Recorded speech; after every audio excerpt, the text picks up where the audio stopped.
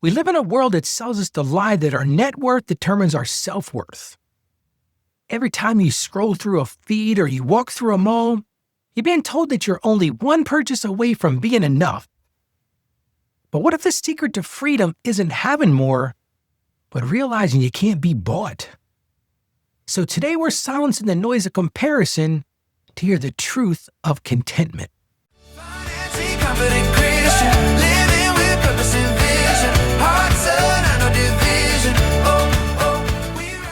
Let's get right to today's listener question. Listener wrote this: Ralph, there's so much pressure to look successful, and I'm worn down trying to meet it. I don't want to perform anymore. I want to live authentically and feel content.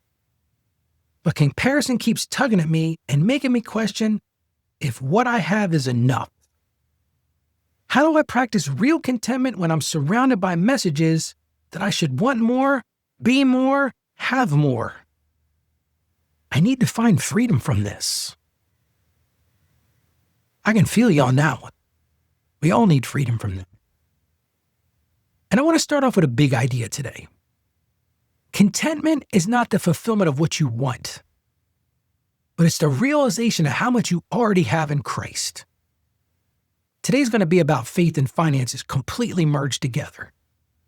But how do you get to that point? It starts by auditing your influence. Now, as an accountant, I love doing audits. But you got to do that here with yourself too. Identify which voices make you feel inadequate. If you're hearing a voice that makes you feel inadequate, you got to get rid of it.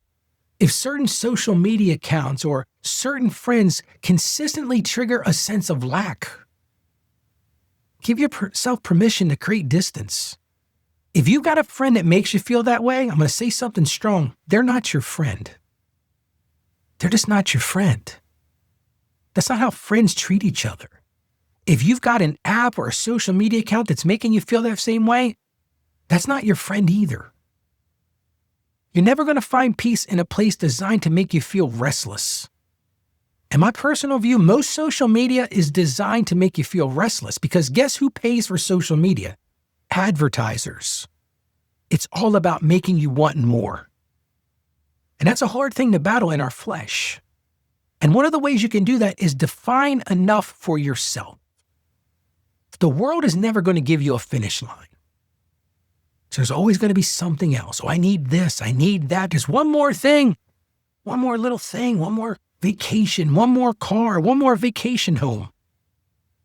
So today, write down what a sufficient life looks like for you based on your needs and God's calling, not based what's on in your neighbor's driveway. And listen, I'm telling you, I get it. It's so easy to compare ourselves to all those around us. We go on social media and we see people living the high life, and we're like, we got to do that. We're missing out. But is that your enough? And you have to shift from owning to stewarding. See, this is one of the Christian things I think we can really get into here. When we think we own things, friend, we don't own anything. But when we think we own things, we feel the pressure to keep up. But when we realize we're just stewarding what God has given us, what God has loaned us, that pressure shifts from our performance to His provision in the first place. You don't own a thing. Now, some people probably saying, Ralph, I work hard for what I have. That's fair. But God has given you the ability, the abundance to do that. One of the best ways you can do that is what I call practice loud gratitude. I'm talking about super loud. I mean like blare your ears, speakers popping attitude. When you feel the urge to compare, immediately, right then, stop what you're doing and name 3 things in your life that money didn't buy and money can't replace. Your family, your loved ones, your health, your career. See, gratitude is one of the only known cures for the comparison virus, and comparison is a virus. And it's going to stick with you until you start to break it up. Here's another great way to do that. And that's celebrate others without diminishing yourself. This is not easy. This takes a little practice. But learn to be genuinely happy for someone else's success. It's okay to celebrate someone else's success, but don't let that become a commentary on your supposed failure. I see a lot of people say, well, this person's done it, Ralph. I'm so excited for them, but it makes me feel like I'm less. It's not what I'm saying. Their blessing is not your lack. You can encourage them. You can be happy for them. And at the same time, don't let that be a failure to you.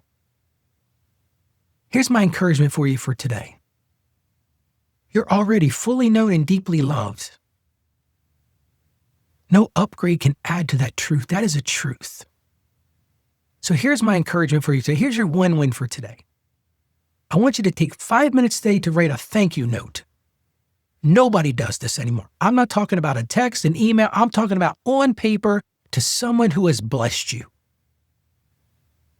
I don't know how many people actually have paper and pens can do this, but I'm telling you, it will work. Because shifting your focus from what you lack to how you've been loved kills comparison instantly. You can't live in that together at the same time.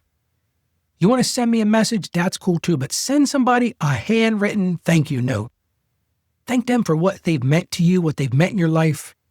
I try to do this every single day. Now, I got to be honest with you. I don't always write them on paper, but I go out on social media. I go out on email and I send somebody every single day a thank you note for what they brought to my life.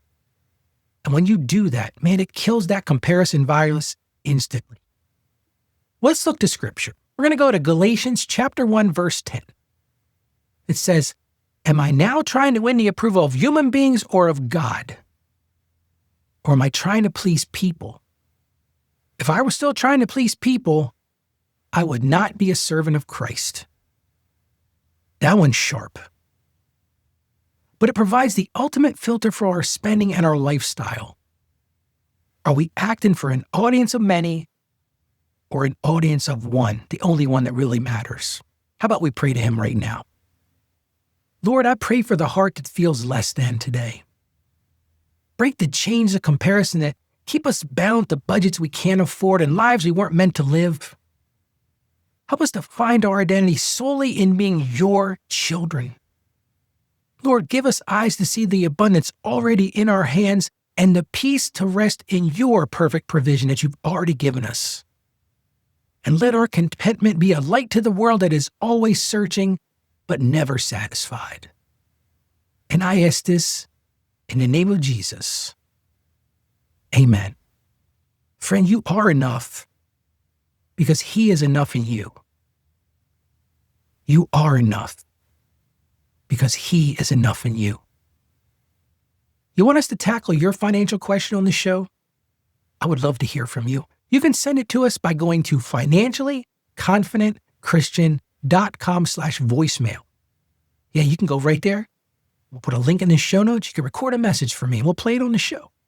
Again, that's financiallyconfidentchristian.com/voicemail. Thank you so much for joining me today. I just want to say something. You are enough. Don't ever doubt that. Don't let this comparison world ever make you feel like you're less than. Because if you know Christ, you've got it all. God bless you, and you have a great day today. Financially confident Christian, living with purpose and